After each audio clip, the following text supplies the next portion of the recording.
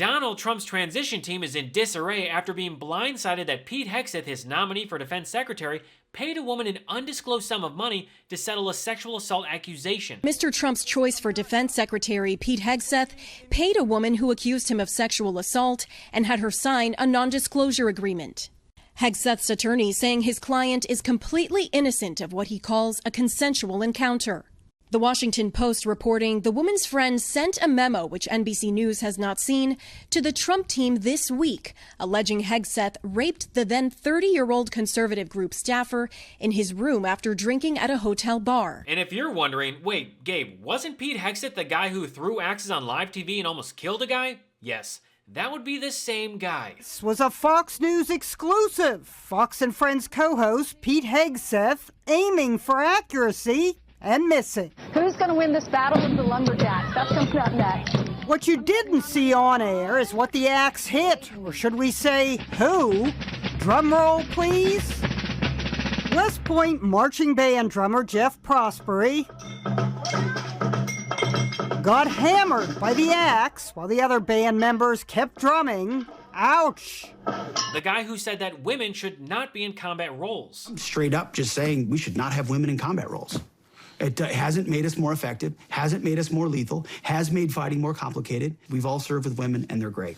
It just, our institutions don't have to incentivize that in places where traditionally, not traditionally, over human history, men in those positions are more capable. He's a terrible person.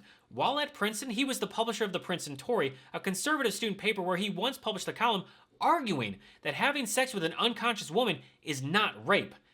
Yes, really. What is wrong with these people? So when a story breaks that a woman is accusing Hegseth of rape, it's not surprising. When your boss is Donald Trump, someone who has a long history of sexual assault, it's no surprise that he would pick someone like Hegseth to be defense secretary. Hegseth is a dirty nominee, and not just because he doesn't wash his hands, because he can't see germs. As I told you, my 2019 resolution is to say things on air that I say off air. I don't think I've washed my hands for 10 years. Really, I don't really wash my hands ever. Help me! No, I inoculate myself. It's just not, germs are not a real thing. I can't see them. Therefore, they're not real. So you're becoming immune to all of the exactly. bacteria. I can't get sick. In October 2017, a woman reportedly accused Pete Hegseth of raping her during a conference for the California Federation of Republican Women in Monterey, California. Now, before any Trump supporters come into the comments and say, oh, she was just some lib falsely accusing a Republican, let me just repeat myself. She was a Republican at a Republican women's conference. But it's almost like this could have been avoided if Trump had properly vetted Hegseth, rather than bypassing an FBI background check. The transition team was caught by surprise by the detailed allegations and now fears more negative revelations about Hegseth. Said the person familiar with the complaint, there's a lot of frustration around this, the person said. He hadn't been properly vetted. Anyway, here we are, another Trump nominee, another Trump scandal. The accuser, whose identity has not been made public, filed a complaint with the police alleging she was sexually assaulted days after the October 7, 2017 encounter in Monterey, California. But the local district attorney did not bring charges. Police confirmed that they investigated the incident. After she threatened litigation in 2020, Hegseth made the payment and she signed the non-disclosure agreement, his attorney said. Oh, and I also want to point out that Hegseth's attorney, Timothy Parlatore, was Trump's former attorney on the Mar-a-Lago documents case. Well, that was before he quit. Hegseth would later agree to pay an undisclosed amount to the woman because he feared that revelation of the matter would result in his immediate termination from Fox. So Hegseth paid her to avoid getting fired because he's the victim?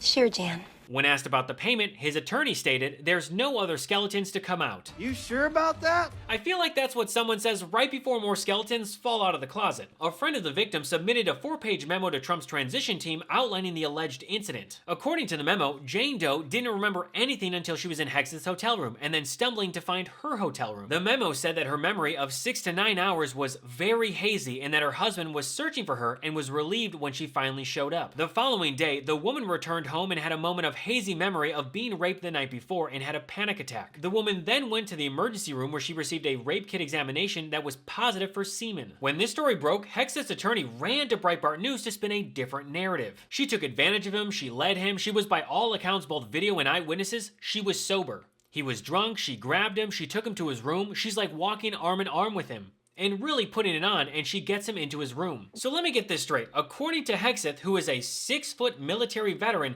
Jane Doe was the aggressor and he was the victim? Right.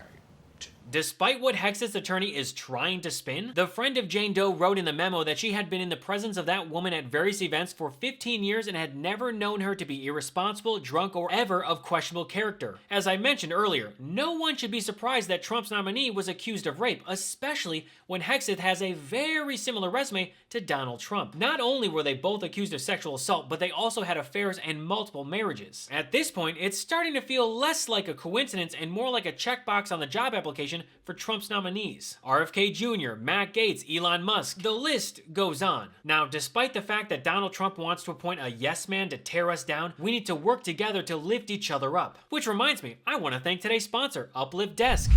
I spend most of my day in front of a screen and a microphone, and this used to mean I spent a lot of my days sitting. The research on sitting for long periods has been linked with various conditions such as poor heart health, bad posture, diabetes, and the list goes on. This is why I love Uplift Desk and their ergonomic desks and chairs. A standing desk can help lower your risk of disease, improve your mood and focus, boost productivity, and increase your energy. Nothing impacts my workflow more than the environment that surrounds me. That's why I'm excited to tell you about this episode's sponsor, Uplift Desk, creators of office furniture designed to help you work better and live healthier. I use my Uplift Desk every day when I'm researching, writing, filming, and editing new episodes. Standing while I work helps me get the creative juices flowing. It helps me focus and stay productive. I'm way more alert when I'm using my standing desk, and I have more energy. The option to move while I work helps promote better circulation, which can reduce all types of different health risks and repetitive strains. I use Uplift Desk because it's rock solid, it's completely stable. It is built to last, and you can tell based on the very solid materials. Uplift Desk helps you build your custom dream desk by choosing from over 100 desktop choices and hundreds of accessories. A desk should fit the user, which is why Uplift Desk has a lot of customization options. Their desk configurator will help you build out a complete workstation with storage, seating, wire management, you name it. I was able to build my dream desk in less than 10 minutes. I went with a Saman butcher block top, bamboo motion X-board, and a desk organizer set. We've got a special deal and it's exclusive to our audience. When you visit our link at upliftdesk.com/Gabe,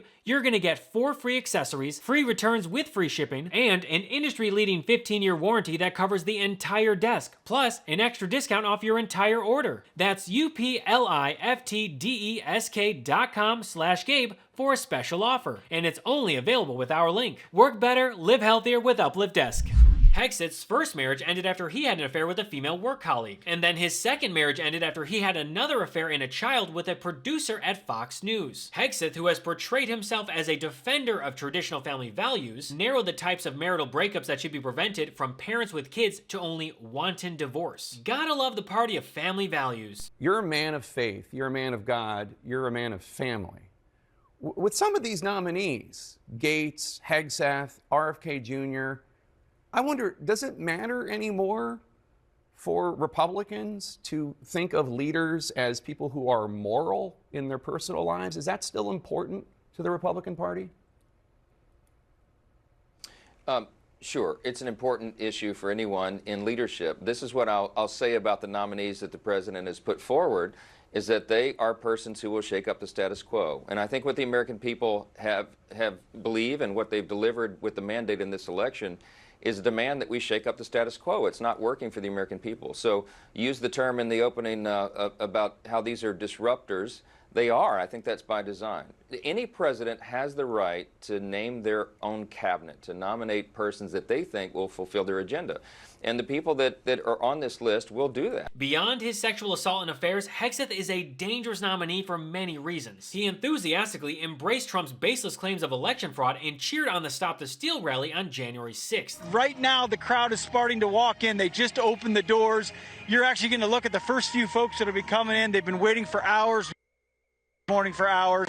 And, you know, the chants that are coming time and time again are stop the steal, stop the steal. And we saw it coming out of Georgia, that 70% of Republicans who believe that the election in November was not legitimate, that it was stolen, that may have had an effect on Georgia, but no doubt it has an effect on the hearts of this city right now, of Americans. I have friends who've texted me who are not very political saying, I'm coming to Washington, D.C. today because I can't handle what's happening in my country.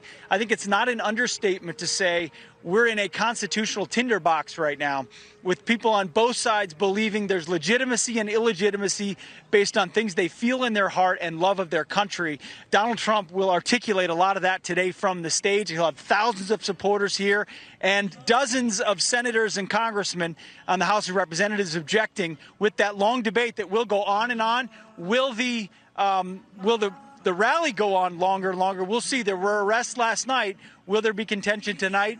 That's a possibility as well. And then he defended the January 6 rioters the next day, saying they love freedom. Well, the movement is obviously defined by far more than one day. If anything, one person I talked to at the crowd sort of gave voice to the way a lot of these people feel. They say, I'm a born-again American. I have been reawoken to the reality of what the left has done to my country. This is not Donald Trump only. This is what he has exposed. See, these folks on the lawn, and there were more than I'd ever seen, these are not conspiracy theorists motivated just by lies. That's a bunch of nonsense that people want to tell us. These are people that understand first principles. They love freedom and they love free markets. Hegseth was also flagged as a possible insider threat by fellow service member due to a tattoo on his bicep that says Deus Vult, Latin for God wills it. The phrase, which has its roots in the First Crusade, has been appropriated as a rallying cry for white supremacists. Pete Hegseth would destroy our military. He has no experience, was accused of rape, believes that sex with unconscious women isn't rape, is a white nationalist, endorses torture, and says that veterans should not accept government assistance. We also know we're one nation under God. There are a lot of folks trying to divide us right now, but we know who we are. We love God, our families, and our republic. Your support of veteran-owned, American-made, anti-woke companies like Palmetto State Armory, Caliber Coffee, Right to Bear Self-Defense, and AAC Ammunition keeps us strong at home. We vote with our feet and our dollars to stay free. To that end, AAC just rolled out a new line of AK-47 ammo. That's right, because Russian ammo is now banned. So now you can buy American-made 7.62. That's what I'm talking about. Check the text below for more info. Happy Independence Day, everybody. From our family to yours, God bless America. But the only reason that Trump wants him is because he's a spineless coward and a loyalist who will deploy the military on Americans when he orders it. Well, that's a wrap for today. Thanks so much for watching, and don't forget to follow me at I Am Gabe Sanchez. If you enjoyed the show, make sure to subscribe to the audio version of What Was That, perfect for when you're on the go or just relaxing. Catch every episode wherever you listen to podcasts. So until next episode, I'm Gabe Sanchez, and this has been What Was That?